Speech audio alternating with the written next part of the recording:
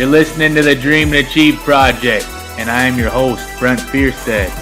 Funny thing happened to me on my way to true happiness and success as a fitness trainer and entrepreneur. I made every mistake in the book. But there's one thing that sets me apart. I focus on goals in front of me, charging ahead, and never looking back. This podcast will help you fight through the struggles life hands you so you're equipped to persevere. All right, guys, welcome back to the Dream and Achieve Project. I am here with Randall Blizzard. He has been in contact with me for like 10 to 11 years. We go back way back in the day on YouTube. He used to be a big fitness guy. I think he still might be. We kind of as much as I should. Yeah. But yeah, man, I want to talk to you about your business and your lifestyle and what you did to, grow up and where you've come from. All right. How far back do you want to go? Let's go back in the day, man. All right. Well, I started doing video production, which is my main hustle, when I was a kid, really. I mean, like I wasn't doing it legitimately, but I knew very early on in high school exactly what I wanted to do. So like on nights and weekends, even in high school, I was just picking up my brother's camera or my dad's old video camera and just shooting whatever I could. And I was doing that with a couple of friends, but also my cousin and my brother. And then I decided I toured one college, and it was Full Sail University, like a film school. And they were like, oh, yeah, it's $150K to go here, blah, blah, blah. And I essentially gave them the middle finger and like rode out because I was like, I'm not doing that. So I skipped school and just went straight in from high school into building my video production company. And yeah, the rest is kind of history. So doing pretty good so far. One of the things I've seen through you is you've grown your business through content, social media content, whatever it is. What is your strategy on that? How do you go about doing that? My strategy on content is to create. I mean, the thing is people get so in their head about it. I mean, take your Dream and Achieve for example. Most people stay in that dream mode. Mm-hmm. Achieve is like the execute, right? I'm sure you've heard the saying that ideas are shit, execution is key. And that's so true, especially when it comes to content as well. You can have all of your ideas. Truth be told, no one is ever going to think that your content or the ideas that you're creating are good. Like, not everybody is going to think they're good. Someone's going to have some issue with it. So all you can really do is just put content out, put content out, put content out. And to be honest, I'm not even doing that good of a job at it because I'm doing it for so many other people. Other companies, for my own business and my own personal brand, it's actually quite difficult to put out my own content, mainly because, like I said, it's kind of just the industry that I'm in and what I'm doing for other people. But there's absolutely no excuse. Like, if you're in business or trying to build a personal brand, or like your audience is going to be fitness people, they want to build a fitness brand on Instagram and all that, you need to be putting out 4 pieces of content per day minimum on Instagram. And like, doesn't matter what it is. Like, don't even hesitate. If you think, oh, I don't know, the way this is worded, it may not come off. There may be one kid that has 200,000 followers that just stumbles across your Instagram, sees it, shares it, and then boom, you never know. Yeah. So that my strategy to putting out content is that, to put it out no matter what.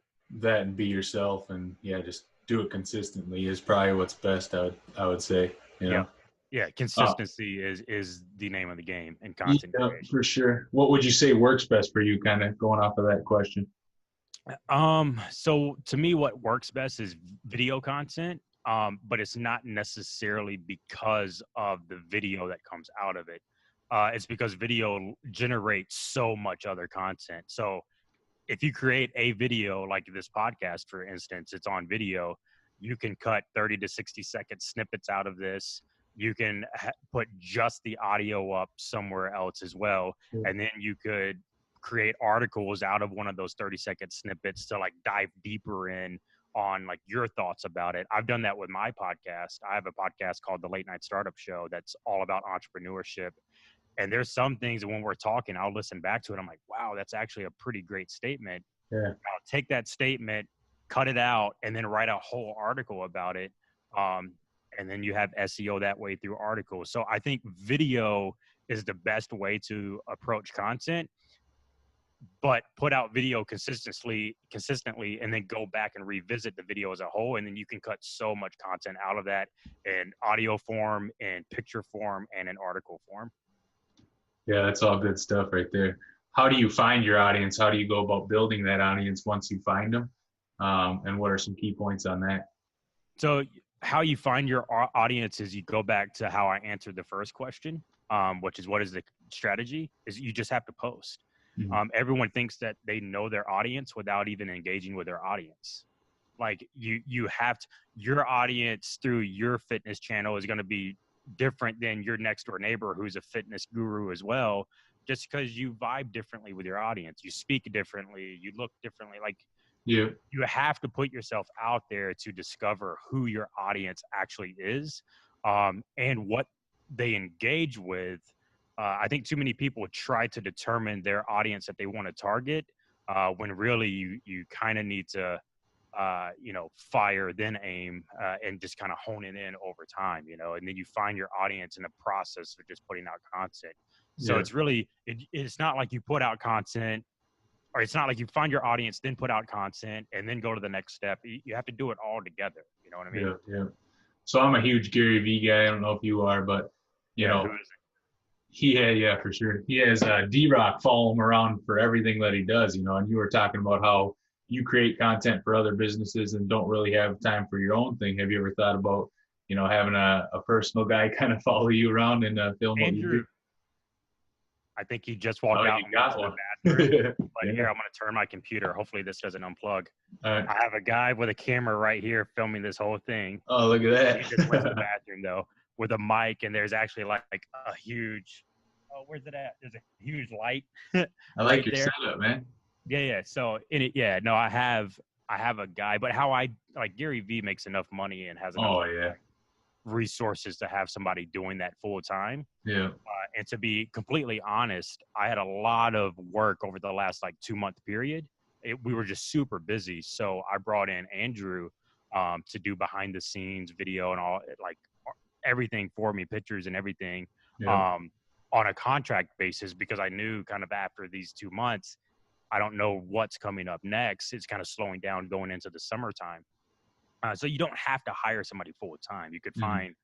find a kid or somebody else that was willing to do it for a couple of months, and Yeah. stuff like that. So Yeah, because I found that's what's hard for me, like when I'm, creating content for my clients or doing transformation stories or videos, it's hard to have the camera on me and film me what I'm doing, Yep. representing what I'm doing. So yeah, I kind of get where you're coming from there. See, but everyone looks at what Gary Vee is doing. Like, he has a D-Rock and he has a Caleb and he has a Tyler and he has all these people. I mean, the Gary Vee team is like 15 to 20 people Oh deep. yeah. You know what I mean? And people look at that as like, oh, I need to get that. I need to do that. Luckily, I have enough resources to be able to do that in 2-month chunks Yeah. throughout the year. But it doesn't have to start there. I mean, you look at Peter McKinnon, Casey Neistat, Roman Atwood, all these huge YouTubers, Logan Paul and all them, they didn't start with a team. They didn't start with a D-Rock. Even Gary Vee didn't start with a D-Rock. Yeah. He started just doing it himself. So there's really Goes back to being yourself. Well, a lot of people get stuck in the if only, if I only had, if only this, if, and you just got to execute, man. That saying sure. if is the dream part, you have to actually execute and achieve to get to there. So. I love it. What kind of content best represents you?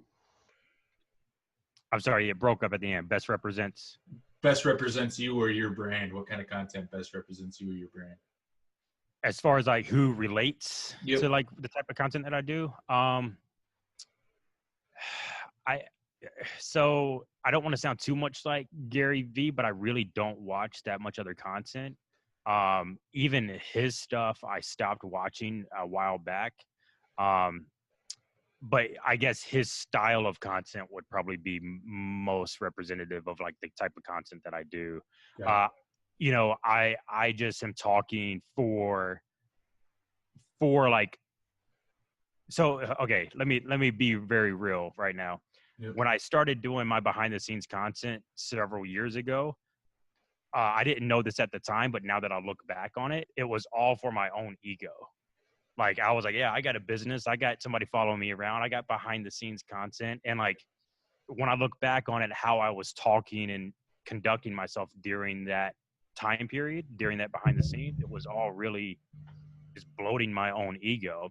And then when I kind of revamped it and started it back up this year, I'm like, this is a marketing tool for me to market my company to other businesses of like what they need. They need video. Out of video, they can create the four pillars of content creation, which is video, audio, pictures, and articles. And I started thinking about my behind the scenes content, all the content I put out of like, how do I communicate to those people that would hire me? Not, oh, I'm gonna show out on Instagram because I got somebody following me around and like we're traveling everywhere. I've been all around the country to shoot in every city that you can think of. And like I didn't think that it was egotistical then, but now looking back on it, I'm like, it really is. Yeah. But it's just part of the process. And honestly, I forgot your question in that. Yeah, no, that's all good stuff, man. I was just basically saying what kind of content best represents your brand, basically. Yeah. So yeah, I would say like our approach to it is really at this stage more of a Gary Vee approach. But obviously without the amount of team members that it takes to actually pull that off. But it's stepping stones. We're get there. Yeah, yeah. How long did it take you to build your personal brand or your brand that you're working on now, or whatever you got going on? Yeah, so I would say that I really don't have a personal brand at this point, but that's changing very quickly. Mainly through my podcast because it's like putting me in a room with other entrepreneurs in the Atlanta area. I'm from Atlanta, Georgia, if we haven't said that. So I'm like getting to sit down with other entrepreneurs and business owners who are just doing. I mean, some of them very successful, some of them are in the process of going out of business. Either way, it's creating a community and a network of people I know, and it's all about who you know, not necessarily how talented you are. Obviously, talent matters. But yeah, it's been difficult building a personal brand because I'm in a B2B market and I feel like personal is kind of more B2C. But I'm also realizing that I have to build a personal brand in order to get the B2B clients to just kind of inherently trust me when they're working with me.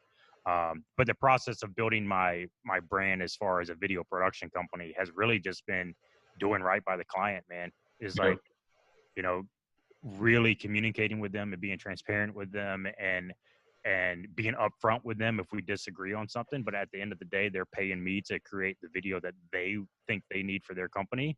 And I'll give my feedback on it, but they're cutting the check. So I have to keep that in mind. And my building my brand has really been off camera and like what I do in the executive meetings and what I do in the edit suites when we're sitting down with client and what I do on set. And you really don't get to see a lot of that in like our behind the scenes content, but I think it's starting to come through. What does your day-to-day look like? I mean, you're talking about you're doing, is it commercial shoots or is it all kinds of different things for your clientele? It's mainly commercial shoots, not necessarily like TV commercials, because a lot of people aren't doing that these days. More advertising. Yeah, it's more like online advertising, social media ads. A lot, like one of our biggest clients, they do a lot of internal videos because they have about 4,000 or 5,000 operators in their franchise market. So like they do videos about twice a month that they send out to their operators and stuff like that. So yeah, it's all corporate video, but some of it more training centric, and then a lot of it is more like public facing for social media and like hashtags and SEO and all that stuff. What would you say is next for your brands, your company? What's going to be coming up next for you? I don't think that's for me to determine, man. I think that's for my clients to determine and my very little audience to determine. And I hope that audience grows over time. But, I'm going to put my ear to what they're saying and go with the flow. I mean, and that's exactly why I've kind of started a new company that isn't just video production. Because everyone is being told that they need video production to, market their company or market their service or their product or their fitness brand. You have to include video, but that's always the most difficult thing for people to do because it's thousands of dollars worth of equipment. It takes so much time and a whole team to pull it off if you want it done right for a whole company. and go a little beyond just the vlog style, right? So I've recognized this need that people don't need to be told that they need to start doing video. They need to be assisted in doing video, and then they need to realize that out of doing that video, you get all the other content that you're spending time on creating anyway. Yeah, I think a lot of people get that stage fright, you know, like a speech where there's a camera on me, I'm scared, you know, kind of thing. So, Dude, it happens. I work with people that are in front of a camera like every day of the week almost, and they still stumble over their words, and oh they yeah, still are uncomfortable on camera. I mean, these people are running billion-dollar companies, and they clam up, Mhm. and that's unfortunate because in today's time, people get behind companies because of the people within the companies, not necessarily the Nike symbol or the logo. You know, it's more about who is actually behind these companies. Yep. And also in today's time, you'll see a lot of companies that like sit and stare and read off a bulletin when they're doing a video, and it's like, people can see through that BS. You know what I mean? So it's like you say, it's all about putting out quality content and being consistent with it and Yeah. providing value at the end of the day. You know what I mean? Yeah, but let's not get it twisted though. Like if you want to start video and you want to read off a bulletin, Oh yeah, yeah. do it. Like it's Start going to somewhere. suck at first. You're going to Yeah. be terrible at first, but over time, you know, people will start communicating with you, and you're figure it out over time. Oh yeah, that's kind of how I started this podcast. I had questions and I would just read them, you know. Yeah. But I figured going through the flow and you know going that way is a little bit better than just kind of reading off of a questionnaire.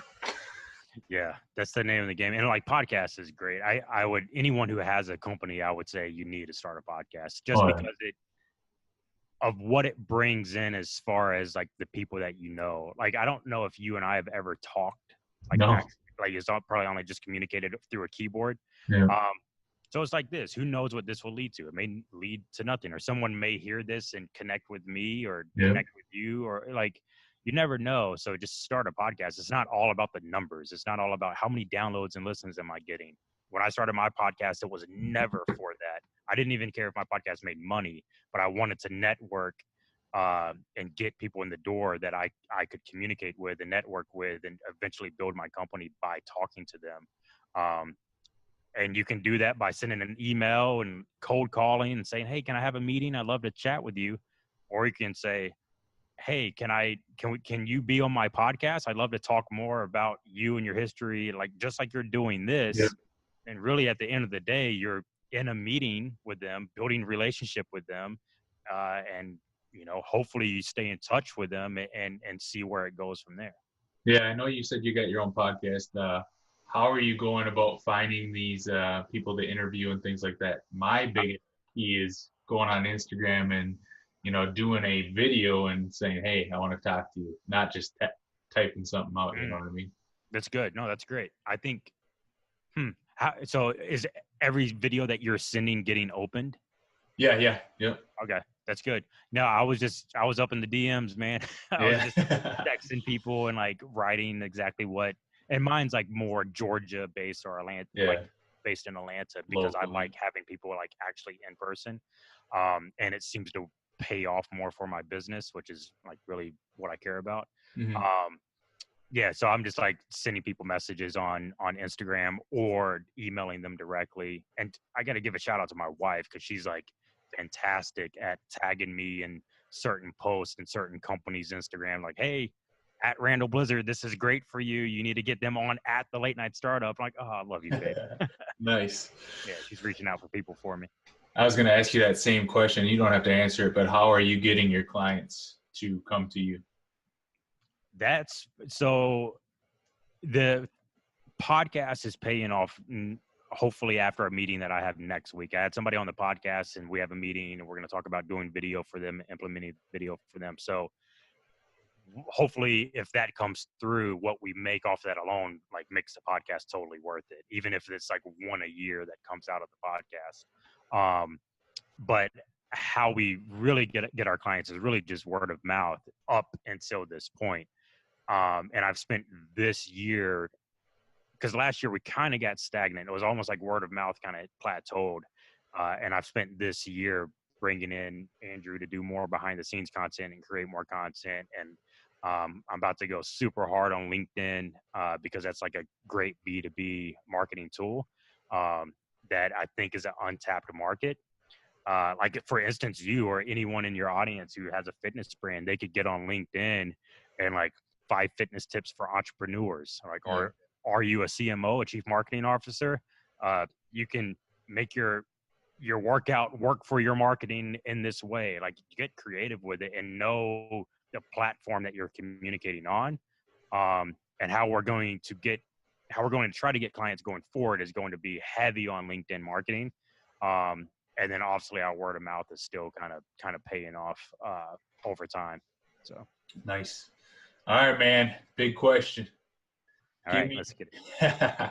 Give me 3 of your top things that have helped you get to your performance level that you're at now. 3 top things. Number 1 is going to be super cliche, and that's just like me being me. I've never really been by the book or followed anyone's like path or anything. I've just tried to stick to my gut and do what feels right for me. And what feels right for me is being open and transparent and honest, even if that means losing a client, even if that means losing friends that are close to me for several years, and then they just kind of like get lazy and are super negative around me, and then I cut them. Yeah. So number 1 is just like, I guess self-aware enough to know what being you actually means. I think a lot of people think be you means like this rebellious attitude. And I'm like, Yeah. no, it's not. It's like, you just have to understand what makes you tick, and then hack that over time and get better and better at it. And then you realize that the noise around you really starts to silence. So that's number 1. It's, I guess, self-awareness.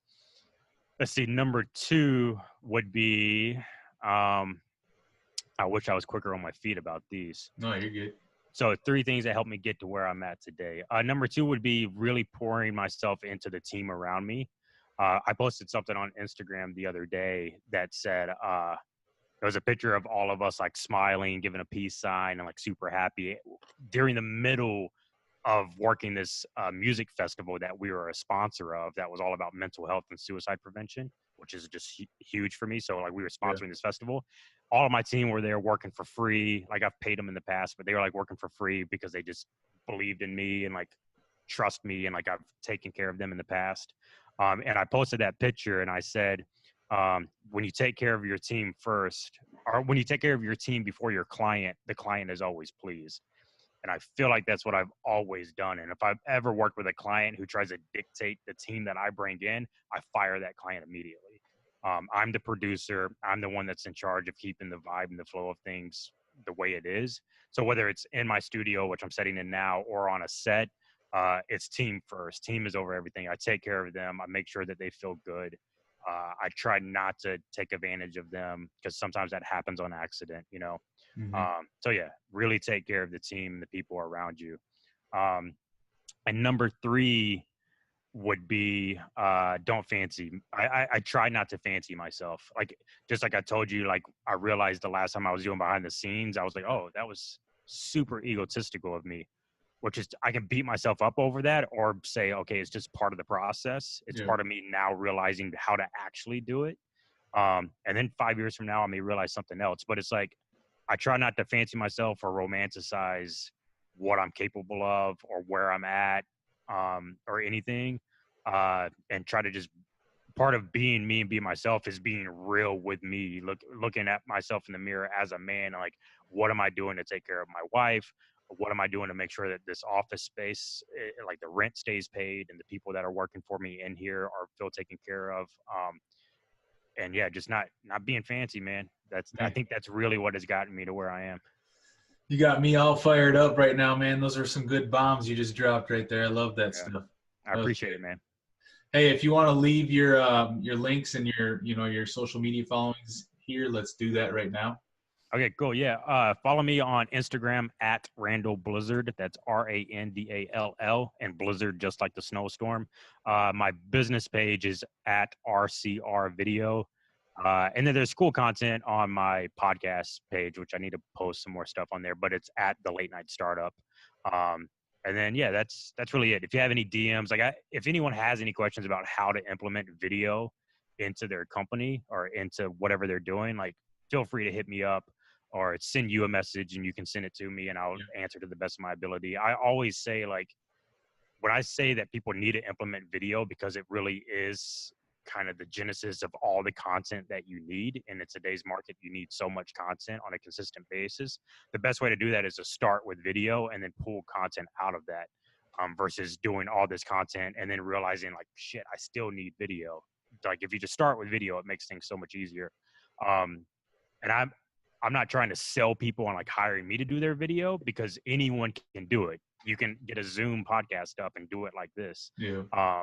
And then pull content from that. So just, if anyone has questions about how to implement video into their company, like, you need to implement it yesterday. And if you're hesitating for any reason, I would love to know why, and I would love to help those people not hesitate. Yeah. And yeah, guys, do contact him, because I've, like I said, I've known him for 10 years. I've seen what he can do on YouTube. Even 10 years ago, you're doing some amazing stuff with videos. So I appreciate you reaching out and us kind of getting reconnected here. I wish you all the luck in the future, and I appreciate you joining the show today. Thank you, man. I wish you the most success. All right, brother. Thanks a lot. All right. See you. That's it.